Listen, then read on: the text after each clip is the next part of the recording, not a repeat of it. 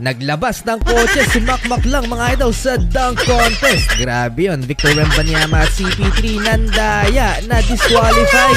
Skills Challenge, 3-point contest, and the dunk contest mga idol. All-Star Saturday night nagsimula sa Skills Challenge. At ang participants, Team Spurs, Chris Paul and Wemby. Top 2 rookie, Zachary Risache and Alex Zar. Diyan din ang Team Cavs, Donovan Mitchell and Evan Mobley. And finally, ang Team Warriors, Draymond Green and Moses Moody. Ang una mga idol, itong si Wemby at si Chris Paul na tinangkang dayain ang laban. Well, daya naman talaga. Tingnan niyo naman yung tirang to ni Wemby. Parang idea to ni CP3 na batuhin na lang yung bola instead na mag-attempt ng legal shots. Pinagbubu sila ng crowd. Tinuruan pa namang daya si Wemby. Hindi kumagat dyan si Donovan Mitchell at nag-dislike sa ginawa ng dalawa. Hindi nakalusot yan sa organizer at kinausap sila na they broke the rules. Kaya ayun, disqualify.